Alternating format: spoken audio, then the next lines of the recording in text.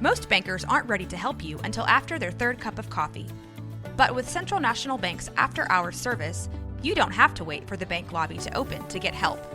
You can contact us from 6 to 8:30 in the morning or from 5 to 10 in the evening, and we'll connect you to a real, live, local person who can answer questions and fix problems 7 days a week. Bank different. Bank Central. Central National Bank. Member FDIC.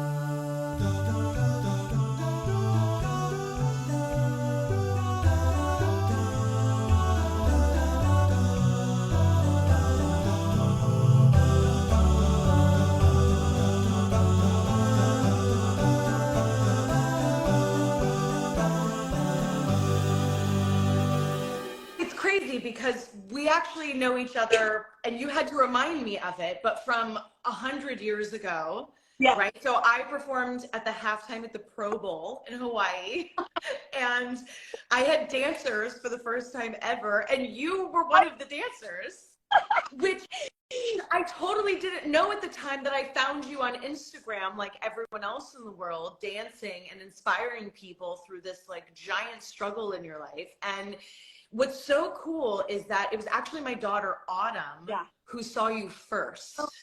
We were watching you on TikTok and on Insta, and she was like, oh, she's amazing. She was like, she seems so kind, mommy. And I was like, she does seem kind. And so Autumn would do like the little dance with you, and we just started like rooting for you. And then of course I started praying for you instantly, and was watching the prayers work, which is so cool when that happens, right? And then seeing your spirit, and just like, I just instantly felt connected to you. I've said this to you before, like I just felt so like we're just meant to be. And then you reminded me of the Pro Bowl, and I was like, what? And then we had the heartbroken mommy connection, you know, with losing our moms and all of that. And then, I mean, I just have the biggest crush on Andy ever, which you know. I mean, he's the best. How can you not? The coach. I love the coach. Coach, I love you. You're my crush. You're my Insta crush. He's like, no, I'm not interested. He's like, she likes you anyways. So. Coach, hi. I love you. Hi. What? I'm just hanging out, you know, with Tia. What's up? How's it going? Here. What'd you say? He's still waiting for his ghost whispered. Oh my God, I know. I'm going to find it. Don't worry. That show is like 29 years old or something. I'm going to find it. I promise. I promise. My kids are starting to watch that show now, which is hilarious. I know. Yeah, they love it. They love it. Oh.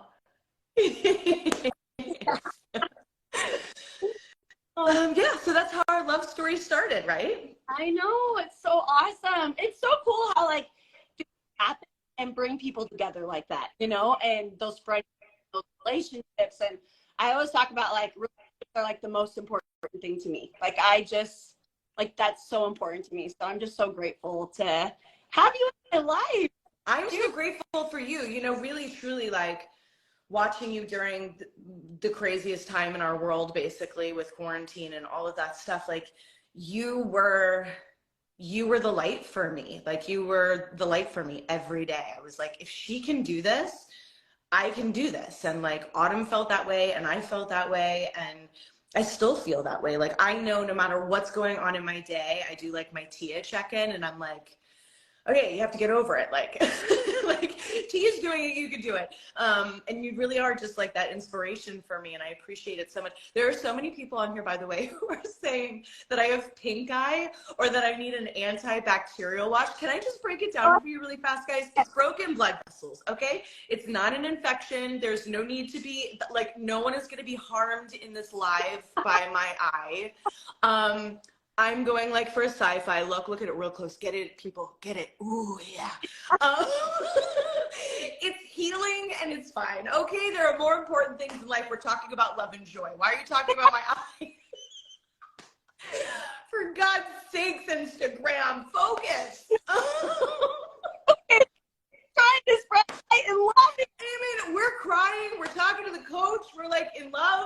then they're like, oh, she has pink eye. Ugh. I mean, geez. Okay, I'm done with you people. I love you guys, but I'm done. Okay. Okay, well, tell us. I'm going to ask you just a couple questions. Okay, We have a couple minutes. I'm focusing. What do you do to kind of reset? Like, feeling overwhelmed, stressed, like things are just really hard. Like, what do you do for yourself to be able to reset? I just had this conversation with a friend of mine. I try to really remember every day how small I am. This sounds weird, but how tiny and small I am in the bigger picture of like all that goes on around me. And so when you can focus on that, I think, and you can make it all smaller in your mind, you realize how easy it is to climb your way out of like the hole, right? Yeah. Or the bad thought, or the weak moment, or the anxiety ridden whatever. And I try to remember that like I'm here for a reason. I was chosen for a reason to be here.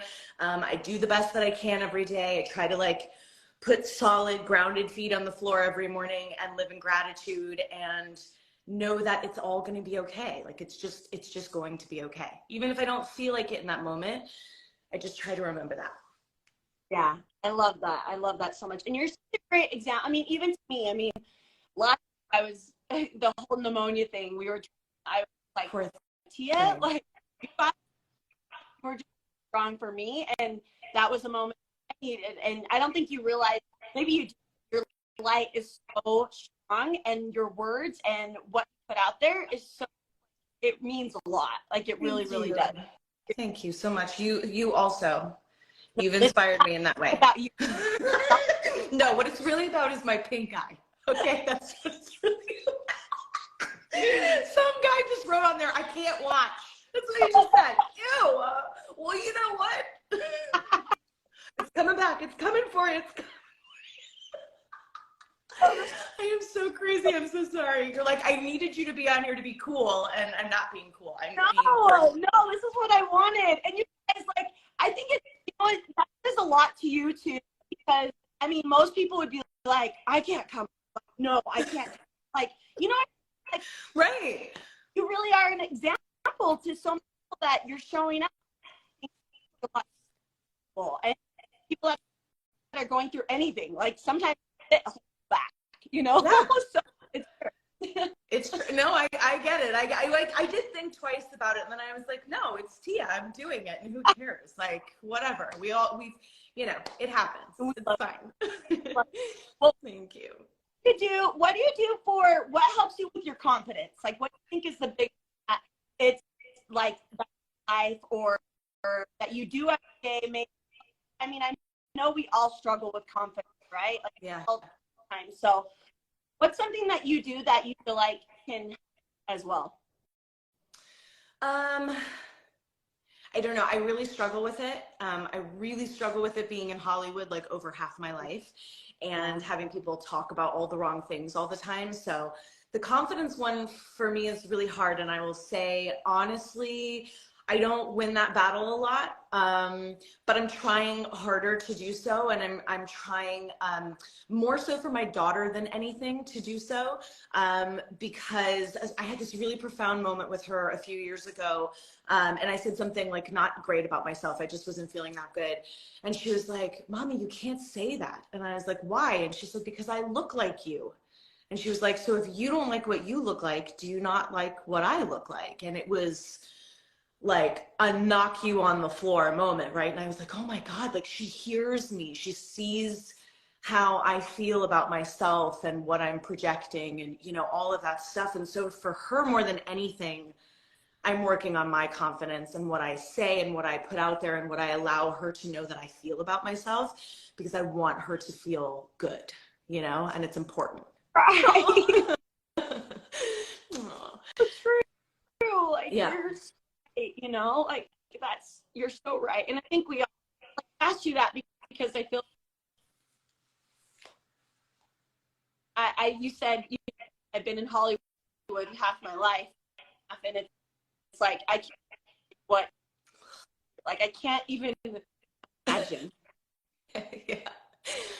It's been pretty crazy. It's been pretty crazy. And it's been so crazy because it's always something new, right? It's always like you're either supposed to be really skinny or you're supposed to be really curvy because curvy's in, or you're supposed to be really tall, or tall people are, you know, like, oh, cute and short and curvy is in, and whatever. And I've had people say amazing things, and then I've had people say awful things, and none of it has really been able to settle in my system or matter in the way that it should, because it's so confusing, right? It's like you don't know who you're supposed to be to keep everyone happy all the time. And now that I'm aging, I get a lot of like, well, she doesn't look like she did when she was 22. And I'm like, well, I'm 44. So that would be weird if I did. A. B, I've had 3 kids, okay? So let's be nice. And C, like, I'm getting old. Like, what do you want from my face, you know? But they say it a lot, and I do it. Sometimes I sit with it, and I'm like, God, why don't, like, I want to look for those people like they want me to look, but I don't. Yeah. You know, I'm getting older, and it's fine, and, like, stuff changes and whatever. But yeah, for my daughter, I definitely really, like, I feel like in the last 3 years, I've had to truly pay attention to, like, what I say out loud or what I allow to even penetrate my own system, because I don't want to project that back to her, because to me, she's perfect and she will always be perfect no matter what. And it's a big reason why I don't show my kids on social media and stuff like that. I don't want people to feel, you know, like they can talk to her the way they talk to me. You know, I don't want that for my kids. So anyway.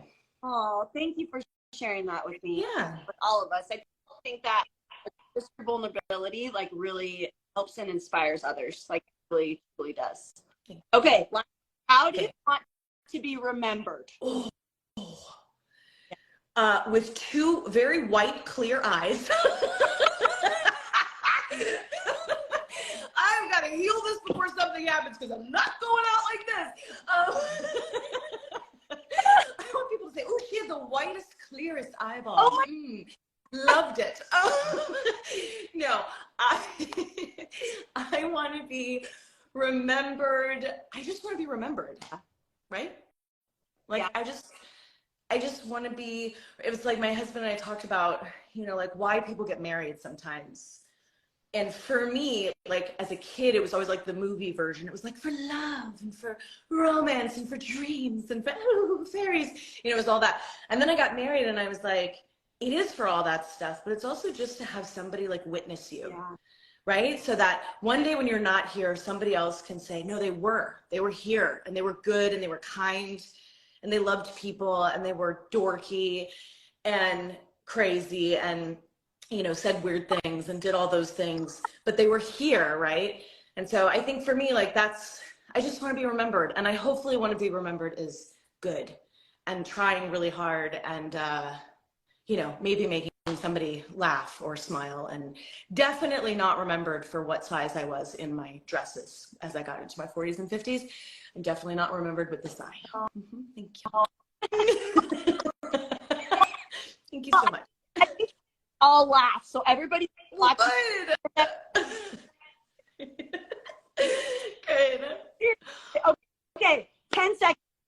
What's your favorite color? Green. What's your favorite food? Pizza.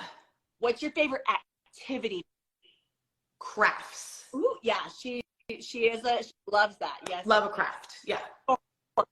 My favorite what? Store. Store? Oh, it's breaking to go. Yeah, store. Oh, favorite store. Grocery store. Awesome. And last thing, like, what is your favorite quote? My favorite quote: work like you don't need the money, love like your heart's never been broken, and dance like no one's watching. Woo! Okay. Now we're gonna dance right now. Here we go. I'm ready. Everyone get up. Ready. Hey. Yeah. Hey.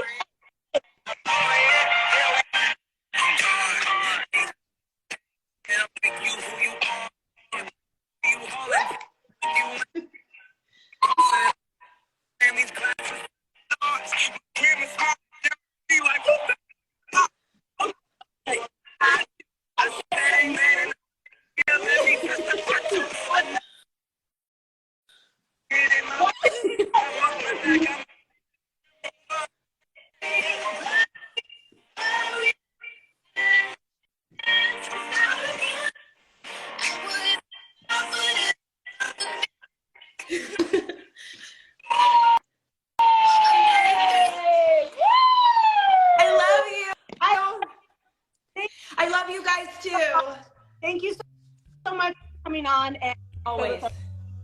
I love you, sis. I love you. Bye, guys. Bye. Bye-bye.